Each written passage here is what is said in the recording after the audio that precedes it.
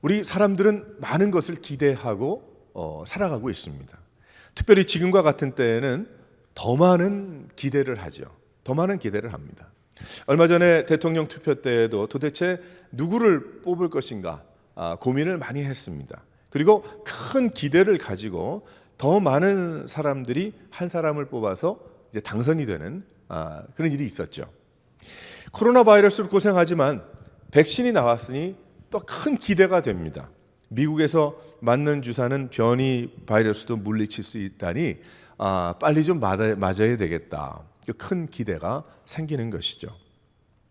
작은 기대들도 많습니다. 어릴 때에는 그 생일 때가 되면 과연 이번 생일 때에는 부모님이 무슨 선물을 주실까, 어떤 선물이 올까, 뭐 이런 생각을 이제 기대하게 되죠. 학생 때는 방학에 대한 기대감도 많습니다. 그때가 되면 좀 재미있게 지내고 싶은데 이번 방학 때는 어떻게 지낼 것인가, 뭐 이런 생각을 또 하게 되고요. 청년 때는 결혼에 대한, 가정에 대한 어떤 그런 기대들. 사업할 때는 이번 주에는 좀 장사가 잘 될 것인가, 잘 될 것 같다. 날씨가 뭐 좋으니까, 뭐 바람이 뭐 안 부니까, 뭐 이런 얘기들을 하죠.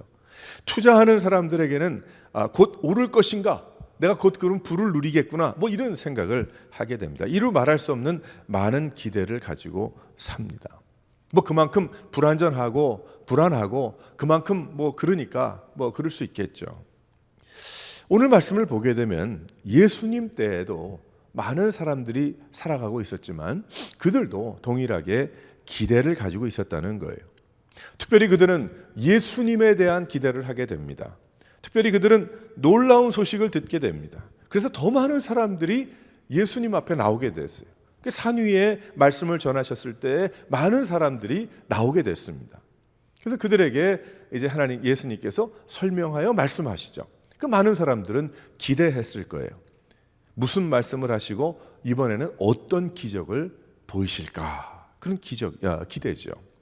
그 중에 가장 큰 기대는 그들은 왕에 대한 기대를 하고 있었습니다. 그래서 선지자들이 말하던 수백 년 동안 이야기하던 메시아에 대한 그런 기대를 가지고 있었어요. 그 사람들은 메시아가 오면 이 로마의 탄압에서 자유케 할 것이다. 이젠 완전히 판이 뒤집힐 것이다. 이전에 다윗 왕 때와 같은 부를 누리고 나라가 세워질 것이다. 이런 큰 기대를 가지고 있고 그들이 혹시 해서 예수님 앞에 나오게 됐던 것입니다. 그래서 세례 요한이 외칠 때에 많은 사람들이 궁금해했어요. 그런 이유로 많은 사람들이 세례 요한이 있던 광야로 나오게 됐던 것입니다. 그런데 세례 요한이 잡히게 되죠.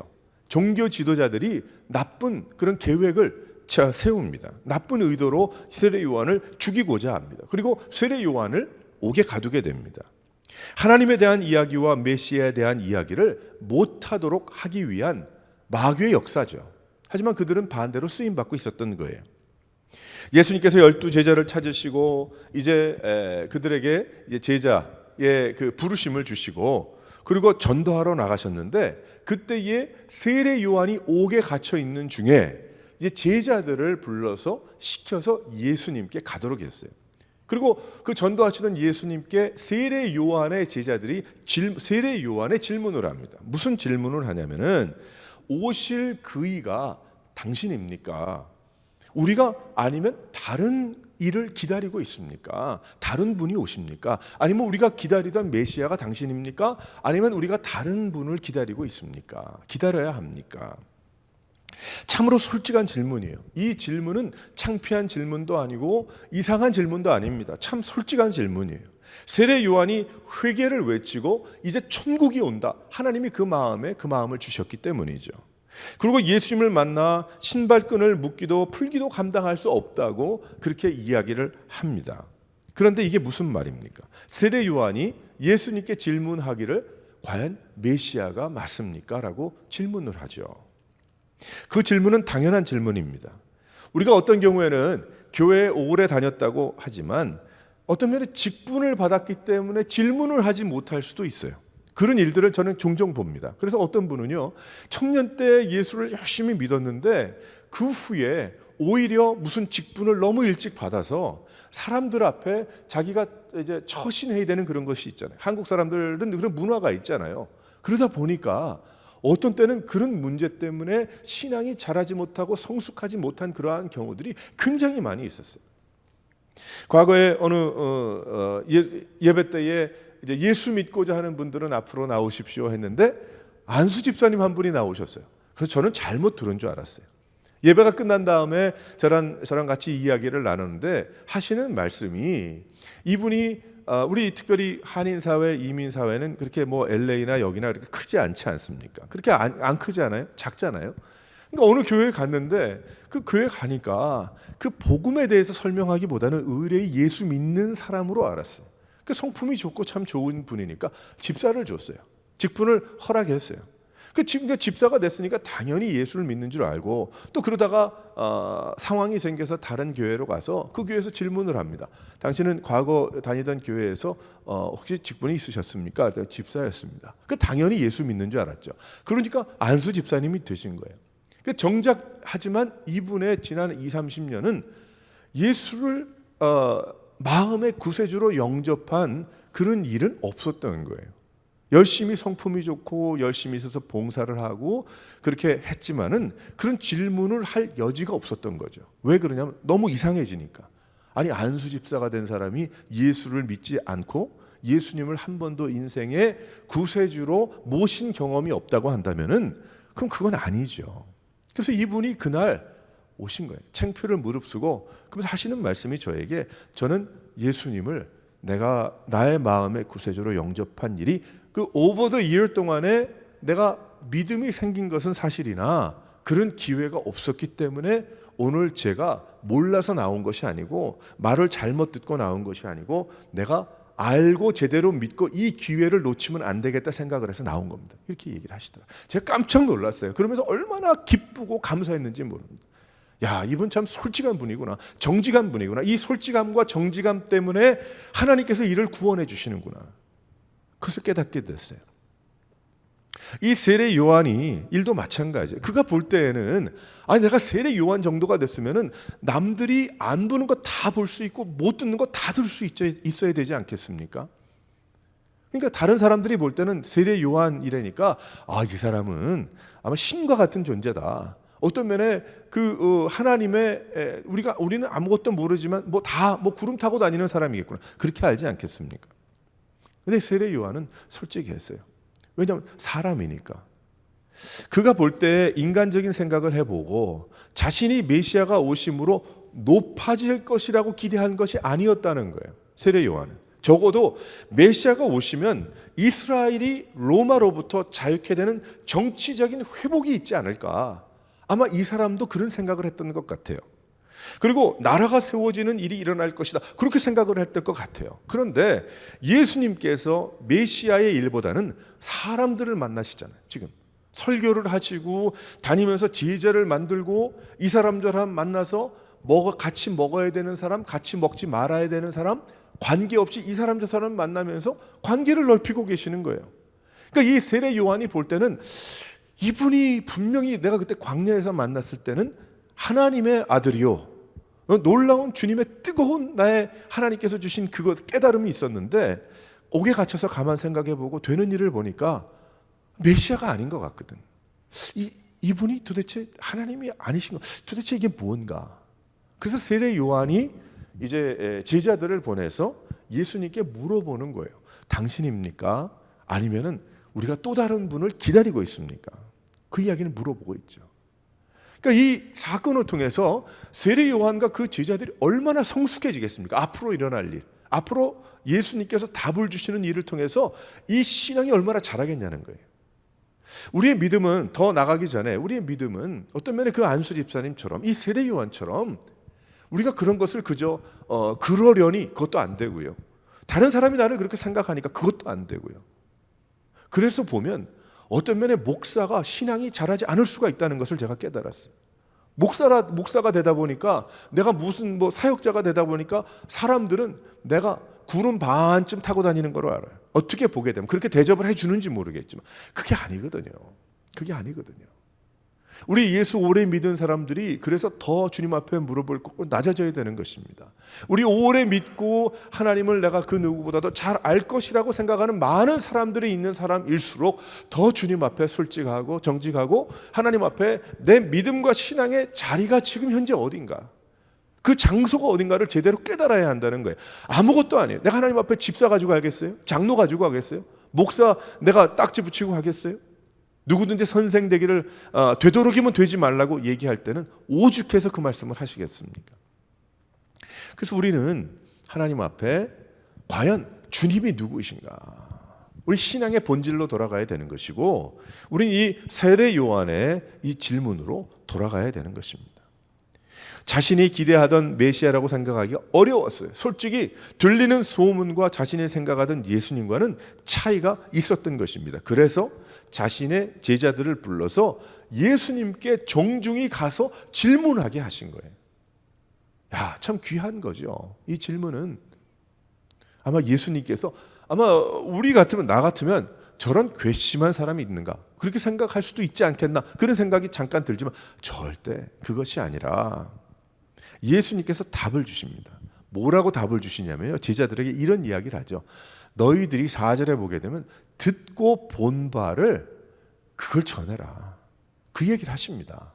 무슨 답을 하겠어요? 거기에서 듣고 본 바를 이야기합니다. 사인에 대해서 이야기를 하는 거예요.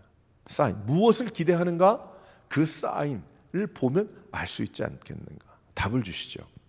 다른 답이 필요 없고 지난 기간 동안 일어난 일들을 말하라고 합니다. 굳이 설명이 필요 없었기 때문이에요. 그래서 예수 믿는 것은 종교가 아니라는 겁니다. 릴리지언이 아니라는 거예요. 종교가 아니고 글자가 아니고 이론과 사람의 관례가 아닙니다. 여지껏 그렇게 관습적으로 그렇게 되어 왔기 때문에 그렇게 하는 게 아니라는 거예요. 그것을 철저하게 뒤집어 엎고 철저하게 깨부시는 것이 무엇입니까? 바르지 않다면 그것이 개혁인 거죠. 살아계신 하나님을 믿는 것이고 역사하시는 하나님의 성령님을 의지하여 살아가는 것이 우리의 믿음 생활임을 믿으시기를 바랍니다. 자신의 생각에 제한을 받아서 마음대로 해석하는 것도 아니고요, 그렇게 사는 것도 아니고요, 자신이 만들어 놓은 기준에 하나님이 작을 수도 있고 클 수도 있는 그런 모습이 아닌 것입니다. 하나님을 믿는 것은 하나님과 사귐이 있고 하나님의 하시는 것을 보고 듣고 살아계시는 주님과 함께 동행하면서 나도 그렇게 살아가는 것이죠. 그래서 하나님의 말씀, 하나님은 말씀하시는 분이시고, 하나님은 일하시는 분이시고, 하나님은 움직이시는 분이시고, 새롭게 하시는 생명을 주시는 하나님이심을 믿으시기를 바랍니다. 하나님은 그러한 분이신 거예요. 우리가 믿을 때에 글자로 믿는 것이 아니고요, 연륜으로 믿는 것 아니고요, 사람들이 만들어 오는 틀에 박혀 있는 것도 아닌 것입니다. 자유한 거죠. 우리는 하나님을 바라보고 하나님께서 말씀하시는 것을 믿으며 하나님께서 부르신 부르심을 향해서 살다가 보면 결국에는 천국으로 인도받아서 영원히 사는 것입니다. 그 소망이 우리 안에 있는 것입니다.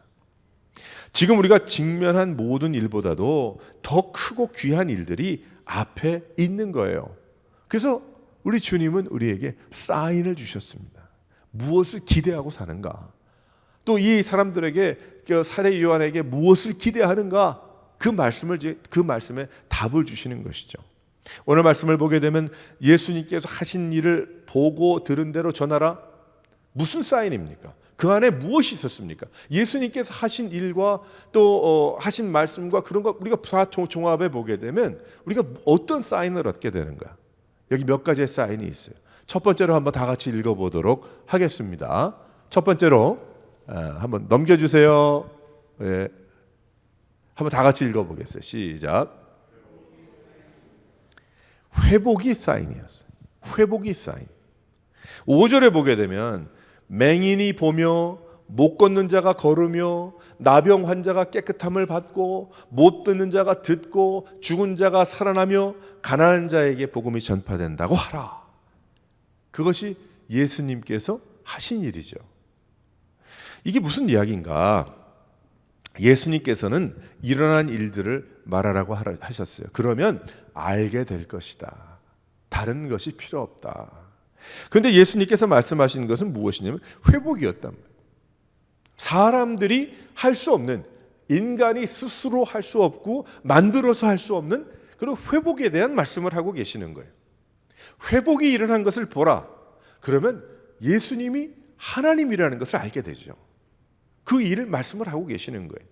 예수 믿고 회복이 된 사람들의 이야기, 귀신 들려 말 못하는 사람의 이야기, 또 12년 동안 혈류증으로 피를 하혈을 했던 그 여인이 회복된 그런 이야기, 침상에 두르놓은 중풍병자, 몸을 쓸 수 없는 귀신 들린 사람, 백부장의 하인, 베드로의 장모의 열병, 수많은 나병 환자들이 나음을 받은 그러한 이야기, 죽을 사람이 살게 된 이야기. 예수님께서 만나주신 사람들은 모두 죽을 인생들이었어요. 문제가 있던 사람들입니다. 세상의 노력으로 가능하지 않은 사람들이에요. 제가 오래전에 캄보디아의 나병 환자촌에 전도할 참 특권을 얻은 적이 있습니다. 그거 선교사님과 함께 간 적이 있었어요. 그 집에 마당에 들어가기조차도 처음에는 굉장히 꺼림직하더라고요. 저에게 귀뜸을 해주셨어요. 저분은 음성입니다. 오래전에 그렇게 됐지만 이제는 괜찮은 분입니다. 그래도 가까이 가는 것이 어렵더라고요. 그래도 억지로 제 마음속에 솔직한 심정으로 억지로 그래도 내가 복음을 전하고 여기 그래서 왔으니까 허그라도 해야 되겠다. 그냥 마음속 한 곳에는 그 고름이라도 옷에 묻으면 난 어떡하나 이런 생각이 들더라고요. 왜 그랬는가 하면 나병에 한번 걸리니까 손이 다 없어. 손목만 있더라고. 발이 다 없어지더라고요. 코가 없고요. 그다음에 뭐 하나 얼굴이 이쪽이 뭐 함몰이 되고 그게 어떻게 납니까? 어떻게 세상에서 낫겠어요? 아무리 음성이라고 하지만 뭐 그 안에 있는 모든 상처가 그거 다 어떻게 됩니까? 그냥 죽는 거예요. 가능치 않은 일이죠. 그런데 세례 요한이 물어봅니다. 당신이 메시아이십니까? 정말 그렇습니까? 그랬더니 예수님이 뭐라고 말씀하시냐면 듣고 본 바를 이야기하라. 그럼 예수님께서 하신 일이 무엇일까? 세상 병원이, 세상 의사가, 세상 약으로 할 수 없는 일이 일어났다는 거예요. 그럼 누굽니까? 하나님이죠. 하나님만이 하실 수 있는 일인 거예요. 죽으려고 하는 사람의 마음이 회복이 됩니다. 12년 동안 혈류증을 앓았던 그 여인이 오죽했겠습니까? 그 사람이 뭐 가족이 가까이 있었겠습니까? 그 아주 부정한 병 아니겠어요? 그 당시에는. 또 그 친구가 있었겠습니까? 그 재산 다 팔아서 있는 돈 팔아서 그거 날려고 노력하지 않았겠어요?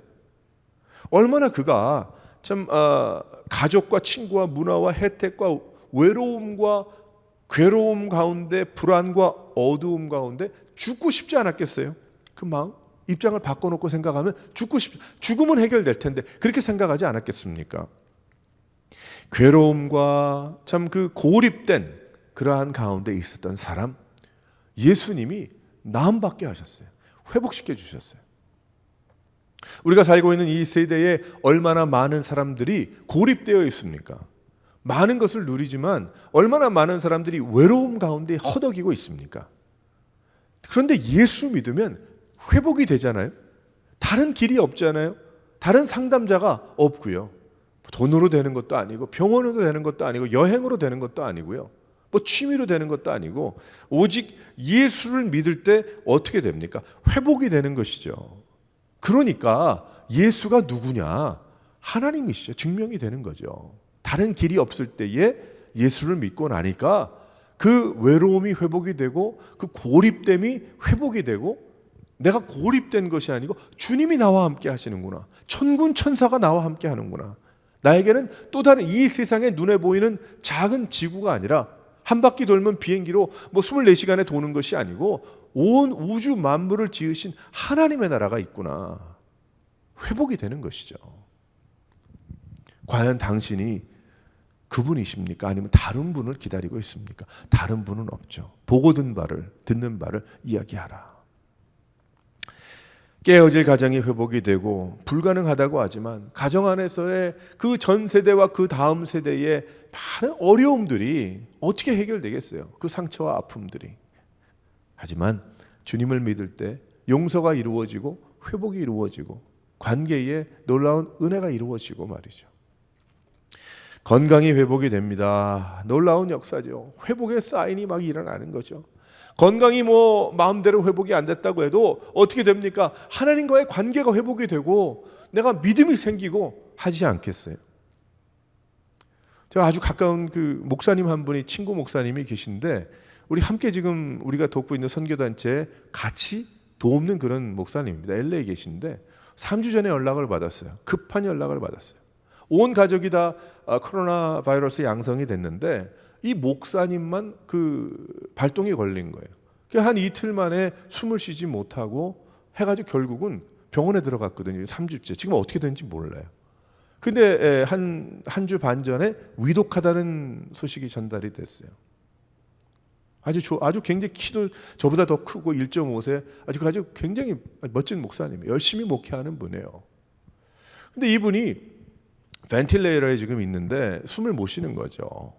근데 그저께 이제 그 사모님으로부터 기도 편지가 돌았어요. 어떤 일이 있었냐면은 그분이 이제 예전에 공부하던 그 칼버리 채플이라는 그 신학교가 있는데 그것이 칼버리 채플하고 연결된 신학교인데 전 세계적으로 기도 체인이 있나 봐. 그래가지고 거기다 연락을 했어요. 연락을 해서 기도 함께 하면 좋겠다. 그래서 우리 남편 목사가 이렇게 아파서 지금 벤틸레이터에 있는데 기도해 주십시오. 그때 그쪽에서 기도하겠다고. 그래서 전 세계 기도 체인이 이루어졌는데 그 기도 체인 안에 그 지금 목사님이 위독해서 있는 그 병원의 간호사 2명이 칼버리 채플 교인인 거예요. 그래서 그 기도 체인 안에 들어가 있는 분인 거예요. 아무도 못 들어가죠. 돌볼 수가 없잖아. 근데 그 기도 체인 안에 있는 2 간호사가 연락이 왔대. 걱정하지 말라고. 우리가 옆에서 더 많이 케어하고 돕겠다. 위독하지만. 그러니까 앞으로 어떻게 될지는 몰라요. 하나님이 데려가실지 어떻게 할지 우린 모르죠. 그거 굉장히 중요한 일이니까. 자기 스스로 지금 현재 숨을 쉴 수 없기 때문에. 하지만 중요한 것은 무엇이냐면 그 아내가 편지를 나눴는데 하나님의 놀라운 섭리와 역사와 사랑이 있다는 것을 깨달았다는 거예요. 나머지 사람들이.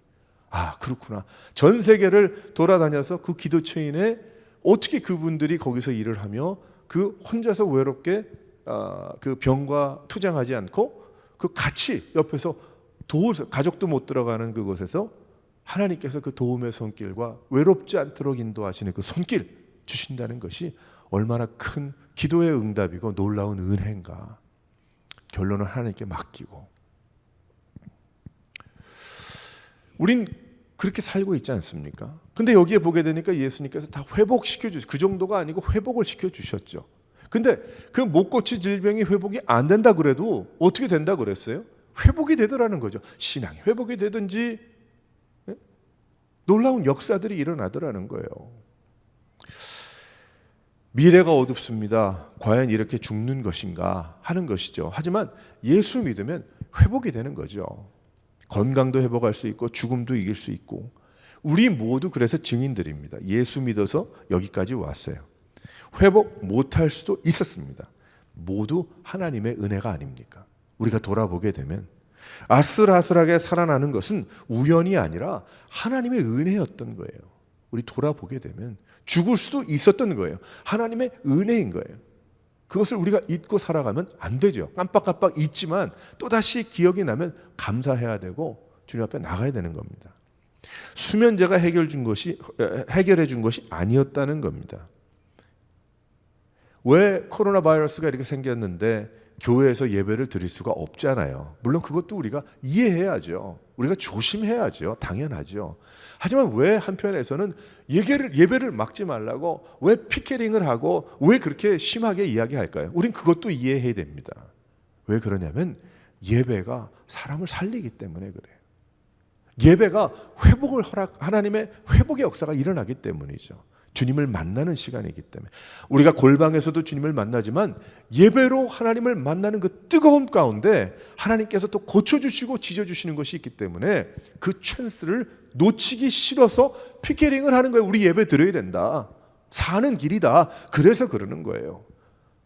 그거 아주 뭐 인상 구기게 만들고 뭐 그러려고 뭐 또 싸워서 이겨서 뭐 하려고 그런 게 아니고 그 중심의 내면에는 영적인 겁니다. 영적인 거예요. 사랑하는 성도 여러분, 우리에게는 이런 질문이 있죠. 세례 요한이 가졌던 질문. 당신이 과연 메시아이십니까? 근데 된 일을 보니까 예수 그리스도는 하나님이심을 믿으시기를 바랍니다. 예수님의. 그래서 우리가 예수 믿고 아바 아버지라 부를 수 있는 놀라운 은혜를 받은 그 은혜에 감사하는 것입니다. 또 한 가지 어떤 사인이 있습니까? 보고 들은 바를 이야기하라고 그랬는데 다 같이 한번 두 번째로 읽어보도록 하겠어요. 시작. 축복이 사인이에요. 축복. 어떤 축복인가? 5절을 우리가 가만히 보게 되면 가난한 자에게 복음이 전파된다 하라. 그 이야기를 하시죠. 가난한 자에게 뭐라고 말씀을 하셨냐면 가난한 자에게 돈을 많이 주셨더라. 그렇게 안 했어요. 가난한 자에게 복음이 전파된다 하라. 이 말씀을 묵상하면 큰 축복의 말씀이에요. 축복이 이루어진 것이 사인이라는 거예요. 가난한 자가 하루 만에 부자가 되겠는가? 또한 부자의 의미가 돈만에 있는가? 예수님의 복음을 통해서 가난의 문제가 해결되더라는 것입니다. 가난했던 마음은 어떤 마음인가? 늘 쫓기는 마음이죠. 있어도 없는 것 같은 마음이죠. 하지만 없어도 있는 것 같은 축복을 누리게 된다는 거예요. 없어도 하나님께서 만나의 은혜를 주시고 불기둥과 구름기둥으로 인도하신 하나님의 놀라운 역사가 믿는 성도들의 가난한 자들의 그 삶 속에 인도되더라는 것이죠. 넉넉한 마음을 주십니다. 전부 하나님의 것이라는 것을 깨달았기 때문에 그래요. 가진 것이 없어도 감사합니다. 손에 쥔 것이 없어도 답답하지 않습니다. 실은. 또 쥐고 있어도 결국 어떤 생각이 들어요? 이거 다 하나님 건데 결국은 내 거 아닌데 다 놓고 갈 건데. 그러니까 가치가 바뀌게 되는 것이죠. 그래서 교회에 모여서 찬양하며 말씀을 듣고 기도하면서 힘을 얻는 겁니다. 힘을 얻는 거예요. 만족의 믿음, 작아도 크게 감사하게 되는 믿음, 감사의 믿음, 모든 것이 덤으로 주신 것이라는 그 믿음. 우리가 나머지 인생은요 덤으로 사는 거예요. 덤으로 사는 거. 하나님의 선물로 사는 거예요. 주권 의식을 통해서 가치관의 변화를 통해서 내 것이 없다.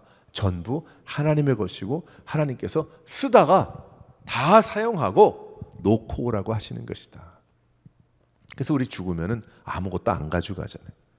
그러니까 다 사용해야지. 그러니까 우리가 무슨 생각을 해야 되냐면 적게 가졌든 많이 가졌든 이걸 어떻게 해야 다 사용하고 알뜰하게 사용하고 가야 될 텐데 주님을 위해서 알뜰하게 사용하고 가지고 있는 재능도 그렇고 가지고 있는 물질도 그렇고 나의 모든 것, 나의 힘도 그렇고 내 모든 것 다 하나님이 허락하신 것 알뜰하게 다 사용하고 가야 되는데 그때에 필요에 따라 하나님이 더 채워주시고 풍성하게 채워주실 줄 믿으시기를 바랍니다. 그릇에 가득 담겨야만 풍성한가? 아니에요. 오병이어의 역사를 보세요. 도시락 하나 가지고 계속 나오는 거예요. 계속 나오는 거예요. 나도 몰라. 어떻게 해서 나오는지 나도 몰라. 그런데 계속 나오는 거예요. 한잠 자고 나면 또 능력이 생기는 거예요. 한잠 자고 나면 또 힘이 생기는 거예요. 또 한 2시간 자고 나면 낙심했다가도 또 시작하자 그러고 나가는 거예요. 우리가 없어서 못합니까? 우리가 안 해서 못하지. 주의 일 돈 없어서 못합니까? 안 해서 안 하는 거예요. 못하는 거죠. 전도 우리가 뭐가 없어서 교회가 없어서 못합니까? 안 하니까 못하는 거죠. 우린 다시 한번 하나님 앞에서 하나님이 주신 축복, 오병이어의 역사와 참 이런 모든 사인을 볼 때에 무엇입니까? 예수님은 하나님이신 거예요. 예수님 믿음으로 이런 역사가 일어났으니까. 하나님의 동행의 축복 외롭지 않습니다. 이 세상에 상담 한 번 받으면 1시간에 150불, 200불, 300불 줘야 돼. 근데 우리가 주님 앞에 무릎 꿇고 찬양하고 말씀 가운데 주님 묵상하면 하나님 돈 달라 하십니까? 내가 너무나 고맙고 감사해서 자원하는 마음으로 헌신하는 거지. 그런 게 아니거든요. 동역자의 축복을 주십니다. 성도가 되게 하시고 교회를 이루게 하시고 교제하게 하시고 서로 먹고 나누게 하시고 외롭지 않습니다. 비전을 향해 달릴 수가 있어요. 그것이 교회인 거예요.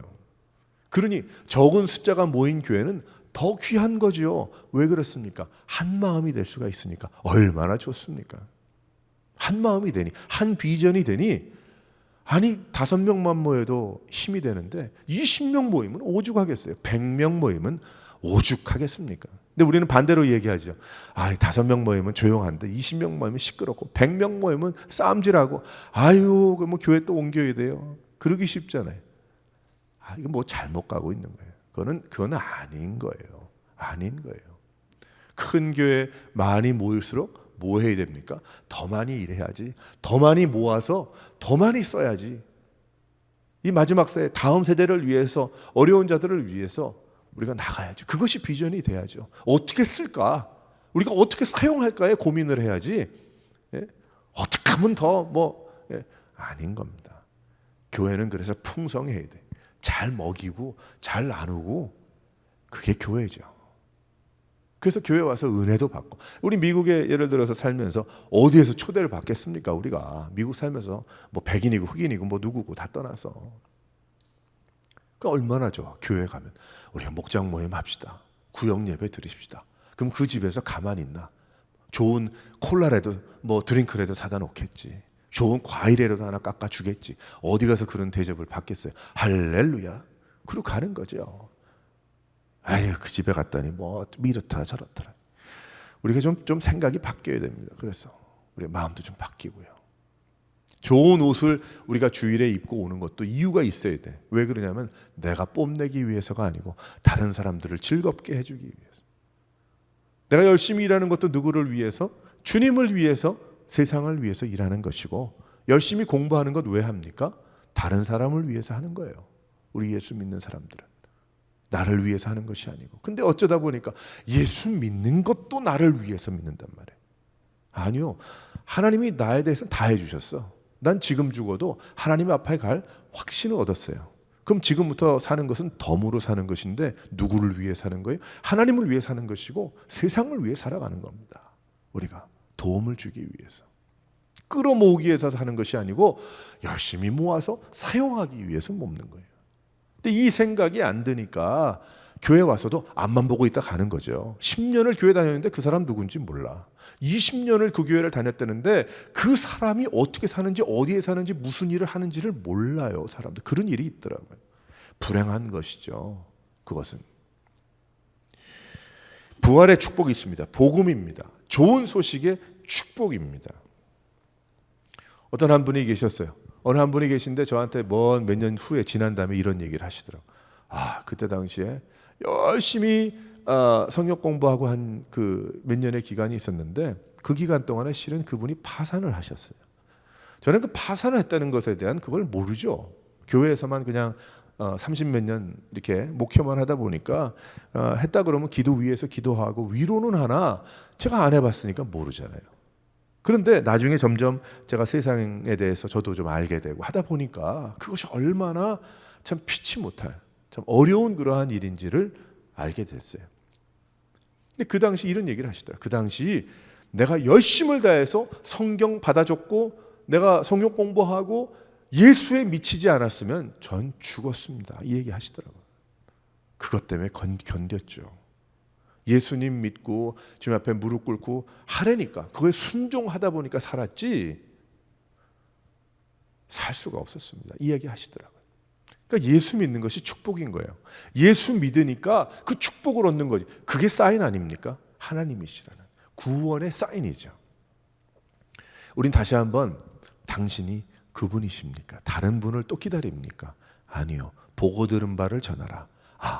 예수님이시구나. 예수님으로 구원받는구나. 예수님으로 인생이 변하는구나. 예수님으로 회복이 되고 복을 누리는구나. 우리가 이 믿음을 가지고 살아갈 수 있는 여러 성도들 되시기를 주님의 이름으로 축원합니다. 세 번째로 어떤 사인이 있었습니까? 다 같이 한번 읽어보겠어요. 시작. 예수님의 십자가가 하나님 사랑의 사인이라는 거예요. 보고 들은 바를 전하라. 아직 그때는 그 일이 일어나지 않았겠지만 예수님이 말씀하신 세례 요한의 제자들에게는, 하지만 우린 예수님께서 하신 일을 우리 알잖아요. 그 후에 일어났지만 하나님의 사랑이시라는 것을 깨달은 거예요. 세례 요한을 보러 광야에 나간 이유가 무엇인가? 바람에 흔들리는 갈대냐? 얼마나 그 감성적인 그러한 이야기입니까? 내가 좀 위로도 받고 흔들리는 갈대를 보면 얼마나 아름답습니까? 석양에 제가 한번 유럽에 놀러 갔는데 자동차를 타고요. 프랑스의 저 시골에 가보면 너무 아름답습니다. 저쪽 스위스부터 자동차를 타고 파리로 올라오는데 동네가 있거든. 그 지역이 있거든. 계곡이 있는 지역. 산은 알프스 쪽엔 산이 있고 이쪽은 계곡이고 저쪽은 평지인데, 계곡이 있는 그 자동차로 한 6-7시간, 6시간 정도는 그렇게 가야 돼. 근데 길이 있어요. 동네 길을 이렇게 가다 보면요, 얼마나 아름다운지, 여기도 아름다운 곳이 많겠지만은 거긴 특별히 해이가 있고 그런 게 아니고 갈대들이 있어요. 어느 한 곳에 가보게 되면 석양에 노란 그 갈대가 흔들흔들하면요 얼마나 아름다운지 몰라요. 거기 살고 싶어. 그저 그런 데서 허락만 해준다면, 그곳에서 다른 일을 주의 일도 할 수 있다면 살면 참 좋겠다. 그런 생각도 얼핏 들더라고요. 살다 보면 또 미국 생각 나겠지만은. 무엇 보러 나갔느냐? 세례 요한 보러 광야에 나가서 나간 김에 어떤 마음의 위로받고 즐거움을 얻고 돌아오려는 그런 것이 있었느냐? 예수님께서 물어보시죠. 아니면 부드러운 옷을 입은 자냐? 그 이야기를 하죠. 부드러운 옷을 입은 자는 누굽니까? 높은 위치를 의미하고 있지 않아요? 미국에서도요, 제가 동부 서부 이렇게 살다 보니까 사람들이 어디 한인 뭐에 뽑히면요 한국으로 초청받더군요. 한국으로 초청을 받아가지고 그 대통령하고 만나더라고요. 근데 그 한인 회만이 아니고 목사님들도 그래요. 목사님들도 모여가지고 해가지고 장이 되면은 한국에 조찬 기도회 무슨 기도회 해가지고 그러고 가시더라고. 그건 다 아니겠지만 굉장히 자부심을 느끼고요, 너무나 가고 싶어하는 그런 분들을 많이 만났어요. 그럼 또 자랑스럽겠죠. 한 나라의 대통령과 같이 얼굴을 맞대고 같이 먹으면서 대화 한마디라고 하면 얼마나 영광이겠습니까? 그러니까 물어보는 거예요. 지금 부드러운 옷을 입은 자냐? 사람들은 높아지기를 원하죠. 인연을 맺기를 원합니다. 그리고 그러한 사람과 함께 하기를 원하는데, 세례 요한 만나러 간 거 혹시 세례 요한은 구름 타고 다니는 사람 같으니 그 사람 만나면 나도 좀 높아지지 않을까? 그래서 나갔느냐 물어보죠. 선지자냐? 또 물어봅니다. 듣지 못한 이야기하는 기적의 역사, 신비한 이야기, 들어보지 못한 이야기, 자신도 어떤 이상한 거를 좀 체험해가지고 다른 사람들보다 좀 나은, 내가 다른 사람들한테 이야기할 수 있는 어떤 그런 것인가? 무당도 할 수 있죠. 작두를 타는 무당이 있다 그러지 않습니까? 기적이 어떤 인생을 바꾸는 겁니까? 놀랍기는 하지만 그것이 아니라는 거예요. 예수님은. 그러나 예수님은 뭐라 말씀을 하십니까? 여기에서는 그 말씀을 하지 않지만 결국은 십자가를 바라보라. 할렐루야. 말씀하시는 십자가를 바라보라. 요한은 세상은 세례 요한을 미쳤다고 했습니다. 미친 사람이라고 했습니다. 광야에서 석청과 메뚜기를 먹으면서 사는 사람. 예수님은요, 나쁜 사람이라고 했습니다. 예수님은 어떤 사람, 유대인의 품위를 다 낮춰버린 그런 나쁜 사람이라고, 나쁜 종교인이라고 그렇게 얘기를 했어요. 세리와 창기와 함께 먹고 만나고 이야기하셨기 때문에. 그러나 병든 자를 위해서 오신 예수님은 오히려 십자가를 지시고 친구들을 위해서 대신 죽으셨어요. 예수님께서. 그리고 친구들에게 생명을 주신 하나님이십니다. 그래서 삼위일체 되신 하나님이신 거죠. 성자 예수 그리스도이신 것입니다. 우리가 기대하는 건 무엇입니까? 하나님께서 전부 이루어 주시지 않았습니까? 십자가에서 모든 것을 다 이루셔서 더 이상 나를 위해서 이루실 일이 없습니다. 생명을 주셨기 때문이죠. 우리에게. 우리가 기대하는 건 무엇입니까? 다 이루어졌어요. 그래도 나를 그냥 놓아주시지 않고 세상 살 동안 성령 하나님께서 나와 함께 동행하시지 않습니까? 축복이죠. 그 십자가는 무엇입니까? 하나님의 살아계심과 하나님 사랑의 사인이었던 거예요. 보고 들은 바를 이야기하라는 것입니다. 우리가 사는 이 세대에 기대하는 건 무엇인가? 코로나 바이러스 백신이 아니죠. 이 세상 사람들에게 이야기하는 것, 야, 교회 나가면 뭐가 좋냐? 예수 믿으면 뭐가 좋더냐? 할 말이 없어요. 그렇게 얘기하면. 뭐 목소리 큰 사람이 뭐라고 큰 목소리로, 야, 교회 가면 뭐가 바뀐 게 있대. 가만 생각하니까 뭐 그런 것 같거든. 그러니까 할 말이 없는 거예요. 야, 뭐 예수 믿으면 예수가 뭐 나타난다 그래? 하나님이 누군데? 신은 많아. 그렇게 이야기하잖아요. 얼마 전에 뭐 국회에서도 기도할 때 구원을 베풀어 주는 여러 신의 이름으로 기도한다 그랬잖아요. 정신 나간 일이죠. 근데 그런 얘기가 질문이 들어오면 할 말이 없어. 아니, 그게 아니죠. 그게 아니라 예수님께서 우리에게 주시는 말씀은 바로 세례 요한의 제자들에게 주신 말씀과 동일합니다. 듣고 본 바를 이야기하라. 그럼 우리가 나가서 무슨 얘기할 수 있어요? 그런 사람에게. 여보쇼, 소경이 눈을 뜨고 죽을 사람이 살게 되고요. 그리고 놀라운 회복들이 구석구석에서 일어나서 살맛이 생기고요. 행복하고 평안과 생명을 얻게 됩니다. 예수님밖에 길이 없습니다. 예수 없다고? 예수 있습니다. 당신 안 믿겨진다고?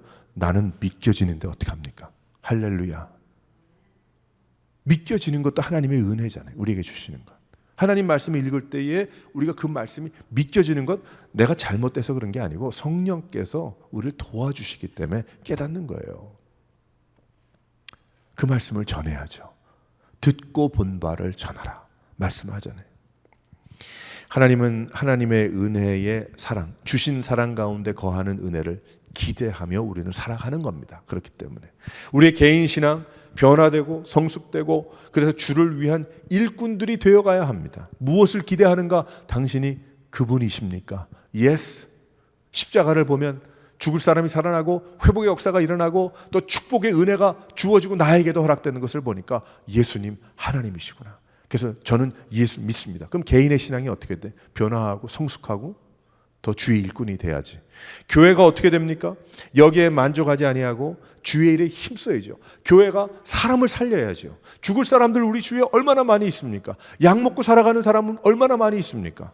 괴로움으로 근근히 살아가는 사람 얼마나 많이 있습니까? 찾아야죠. 살려야죠. 뭐 그것에 조금 좀 뜸한 분들, 뭐 그분들은 그분대로 모이면 되고, 우리 오래 온 새로운 교회는 그렇기 때문에 이 세대의 우리 주위에 우리가 그런 분들을 찾아 나서야 되는 거예요. 훈련을 통해서 뭐 준비해서 말이죠. 예배와 찬양과 기도와 우리의 믿음 생활 찾아 나서야 돼. 교회가 사람 살리는 곳이 돼야 돼. 우리 오래곤 새로운 교회가 사람을 살리는 교회가 될 수 있기를 주님의 이름으로 축원합니다. 다른 곳이 없는 거예요. 사람 살리면 돼. 어떻게 살려요? 내가 살려요? 아닙니다. 성령 하나님께서 살려주시죠. 말씀을 통해서, 은혜를 통해서 살려주시는 거예요. 그 소그룹 모임, 목장 모임에 오기만 하면 어떻게 됩니까? 살아나잖아요. 사랑을 먹고 전달받고 메시지를 전달받고. 세계 선교 어떻게 됩니까? 일어나야 되는 것입니다. 어려운 때이지만. 제가 지난주에도 크리스천 신문에 나온 기사를 보고 마음이 너무 아팠어요. 이제 앞으로 10년 동안 선교사님들 많은 분들이 40% 정도래나 한국 뭐 2만 명이 넘게 나가 있는데 은퇴하시는데 그분들이 은퇴해서 갈 곳이 없어. 갈 곳이 없어요. 예전에는 나중에 은퇴를 한 다음에 걱정을 하면 영성이 부족하고 믿음이 없는 사람으로. 무슨 말씀? 하나님이 우리에게 주신 지혜로 준비하면서 살아야지. 그래서 이분들이 뭐라고 지금은 얘기하냐면 국민연금 드십시오. 그렇게 얘기하는데요. 창피한 일이죠. 그래도 미국의 선교사님들은 그 선교사님들 나중에 은퇴를 하면 어떻게 할 건지 그래도 하거든요. 한국 우리 교회들 과거에 몇십 년 동안 무슨 생각했습니까? 그 선교사님들 자녀 교육한다고 하면 사치라고 그러죠. 그 다음에 은퇴 뭐 어쩌고 하면은 저 제대로 된 선교사 아니라고 얘기했잖아요. 지금 그 선교사님들이 앞으로 10년 동안 갈 데가 없고 먹을 곳이 없고 어떻게 해야 될지 모르겠어요. 어떻게 해야 될지. 그러니 그 다음 선교 바톤을 맡을 분들이 교회들이 그런 생각들을 가지고 있다고 한다면 젊은 선교사님, 그 선교사님들이 어디에서 돈을 벌겠어요?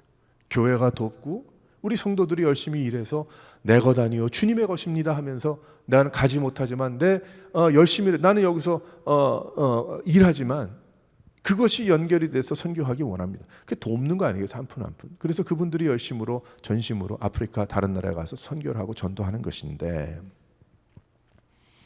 우리는 끊임없이 파송될 수 있도록, 이제 이 세대가 이래서 선교사님 못 갑니다, 그것이 아니고 끊임없이 파송될 수 있도록 선교사님들이, 그런 교회와 그런 성도들의 우리 모두의 마음이 돼야 되는 것입니다. 예수님의 십자가가 하나님의 사인이기 때문에, 너무나 살아계신 이 길만이 전 세계가 살 수 있는 길이기 때문에, 예수를 믿는 길만이 화평할 수 있고 평안을 누릴 수 있고 행복할 수 있는 길이기 때문에, 그 소식을 전하는 것이 하나님의 부르심이기 때문에 우리는 개인 신앙과 교회와 또 그 교회가 전도하고 선교하는 일에 우리는 힘을 다해야 하는 것입니다. 무엇을 기대하십니까? 여러분들은 오레곤 새로운 교회, 이 교회 나와서 예배하며 무엇을 기대하십니까? 신앙생활하며 무엇을 기대하십니까? 우린 벌써 답을 다 얻은 그러한 인생들답게 이제는 믿음으로, 이제 이 회복의 사인과 축복의 사인과 하나님 사랑의 사인인 십자가를 우리는 내 마음속에 깊이 뿌리를 더욱더 내리고 그것을 전하며 나눌 수 있는, 사람을 살려나갈 수 있는 그런 성도들의 교회의 모습이 될 수 있기를 주님의 이름으로 축원합니다.